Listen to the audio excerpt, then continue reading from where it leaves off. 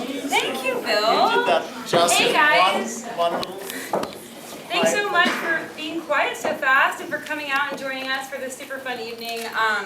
Bill Hunt, the juror for this show, is going to walk us through the works and his sort of thought process in selecting them right now. So, Thank you very much, Heidi, Bree, and the Castell Gallery. Thank you all for coming out. I don't think I'm going to walk around. I'm just going to stand here and jaw at you for a few minutes. Let me point something out to you that they did a catalog for this show, and I'm real happy with it. You guys did a really, really good job with it. And $30 may seem a lot for this, but it's a one-of-a-kind item, and I would actually race up to get it.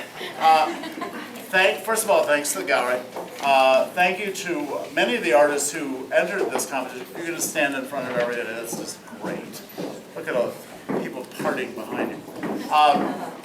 Thanks to the artists who've come here tonight. Let's actually identify them because good for you all to have come because Donna's here. Where's Donna? Oh, she left. That's good. Oh, there she is. Adam is here. Adam, where's Adam? Right here. You can just make like noise and fall to the floor like you're having some sort of epileptic attack. Adam Boyd, is that not a great name? Sandy, where's Sandy? Here I am. I thought people would stand with your pictures. My God, like, in New York you go to a show like this and the artists are all standing in front of their pictures. The idea of, who else? Who else is Gary it? Miller, right here. Gary. Gary's down there in the, and Brooke. And Joe Champagne here. Barbara. Joe has a photo. Joe Champagne, my God, another great name. Brooke. Matthew Baum. Matthew Baum is the triptychs. Matthew's, where's he standing now? oh, that's John Barry. He's over there. And John Barry was down there a minute ago. So many people. Jenny Zeller. Hello, Jenny. Hiding. So the idea for this, so I met Bree in New York City, and then I met Heidi later on, and they said, oh, would you come to Asheville and be the judge on a competition? And they said they wanted to do something with a theme, what I have in mind, and I had been cooking this idea about a project based on the road. So I said, let's do a show called The Road. And then they said they didn't like that. And so I proposed something else that was really stupid called like 1, 2, 3, like first, second, and third. And then I wrote back and I said, well, I hate this. And they went, well, we like that road idea, we just didn't like the titles. So they liked Road. That's why it's called Road. In the history of photography, the road is a trope that appears over and over again, and I like the idea of the journey across big old America, and I like the idea of the personal journey. There are not a lot of images that sort of demonstrate that personal journey, but there are lots of horizons in this show, which I had a great time looking at them. I love looking at the stuff. Lots of different solutions to the question of what someone thinks of road as presenting. So thank you. Oh, you know what we could do? I could answer 3 questions. Okay. What's your question, Heidi? Oh my God.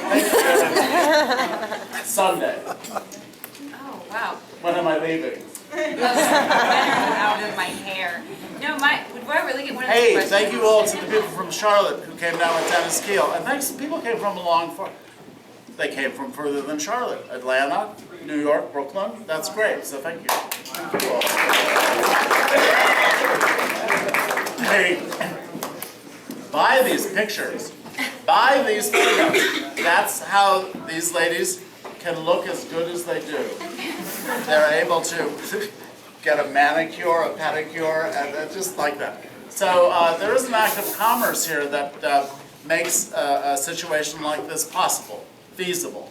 And then artists, they can get their pedicures too, because they get paid. And I was a dealer for many, many years, and I got to tell you, selling pictures is really, really hard.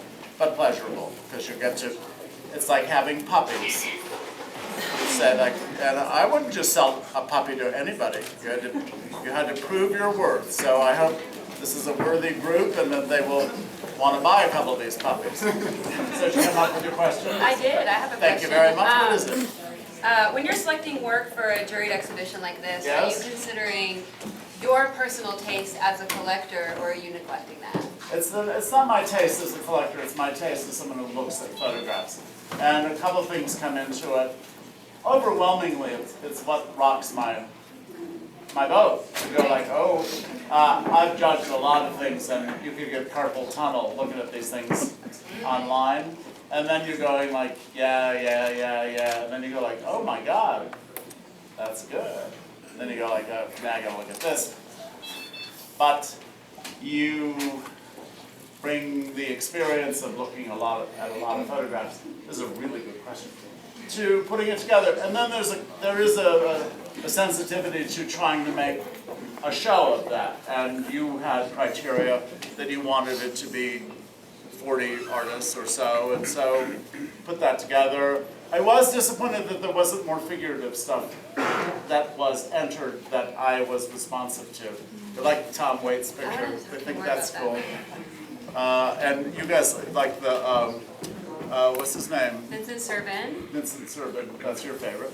So, can we announce the yeah. grand prize winner? Why don't you should announce say the that. grand prize winner? Ask me as the second question. Who's Who the is grand the prize Well, let me ask you the question first. Who gets the gallery prize? The gallery prize goes to Vincent Servan, Who is not here? who is not here, which is the lovely diptych in the back here.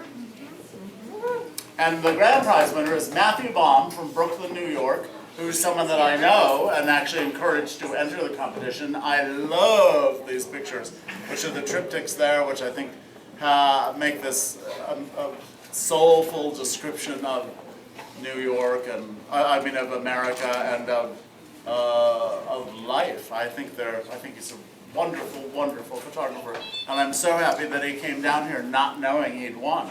Yeah. So, okay, a third. Some unsuspecting person down there might have a question. I have a question. Ma'am, I was going to ask you last night in thank you for coming last night. That was a really great audience last night, and thanks to the Black Mountain. Yes. I was going to ask in regards to your collecting, but I guess I can ask in terms of this too. How do you feel about seeing a photo in digital form versus the physical thing? It's a real problem because you're judging it and it's not the same as looking at prints. Right. And you don't have any control over what the final thing's going to look like when you show up at the gallery.